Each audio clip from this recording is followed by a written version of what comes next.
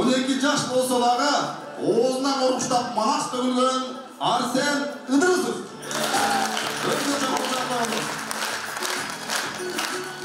Андай эмес айтыш концертке Борбор калаадан 10 акын келген. Төкмө акындардын баары бирдей эле сахнага чыгып, ээн эркин элге өнөрүн тартуулашты. Жаш акындардын бири Нурсултан Малдыбаев көрүүчүлөрдүн купулуна толгон акындардын бири болду. Сынга кабылып аткан учурлар дагы болот, бирок эми кыймылдап турган, жумуш жасап турган адамдар сынга кабылат го.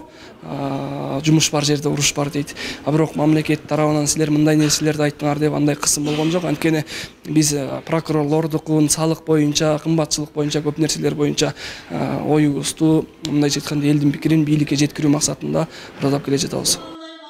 Акыйкатты айтуу төкмө акындын бир вазыйпасы болгону менен бул сапар акындар эркин темада ырдашты. Айтышта акындар бири-бирине тийишкенден сырткары элди кызыктырган темалардан дагы кошо кетишти. Тайгандай болгон хам деп бул тамай сөздөн жаңылды.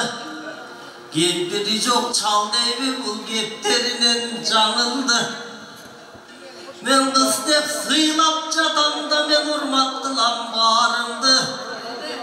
Дагы эле дүрмөттөнүп турамын, сен дүргүтпөчү канымды. Төкмөлүк менен бирге Улуу Манас эпосунан үзүндүлөр дагы айтылды. Өзүм Манасты кыргыз элиме жеткизип, баягы киргиз дегендерди кыргыз кылып, дегендей. Ошолорду баягы Манасты өрчүтүп, дагы башка дүйнөлөргө уже баягы орустар дагы Манас айтып, Түркия бардык жерлерим жүрөгүм Манас деп соккондой кылып, ошого жеткизейин деген ниеттерибиз бар.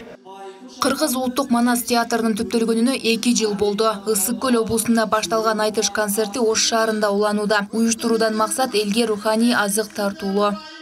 Элмирбек мектеби ушу кыдырып, Ош жергесинде концерт коюп атат. Мен соз турмактан окуп атайы келдим. Себеби мен айтышты өтө жакшы көрөм. Сөздүн күчү, сөздүн дирети, сөздүн мааниси өтө терең кетет да. Ар бир кыргыздын атуулу айтышты сүйө билиш керек, өркүндөтүш керек, уга билиш керек, маани биле билиш керек. Мына булбулдай сайраган акындарыбыздын оонун ырын угуп аябай эрге отурабыз. Булар азыр бизге аябай жакшы маанай тартуулап атат. Сонун биз келген кадамыбызга өтө ыраазыбыз. Кийинки мына 10 күндүгүнө дагы тынбай катышабыз деп ойлойм. Акындардын айтышы аншлаг менен өттү. Концерттик зал 100% толуп келген, көрүүчүлөр дагы колдоого алып, акындарды сүрөп отурушту. Күйөрмандар бул айтышты күтүп келишкен.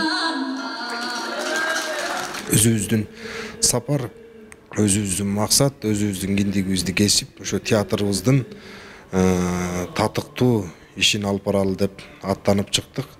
Бул концерт азыр 2 топко бөлүнгөнбүз. Bir тобубуз нарында жүрөт.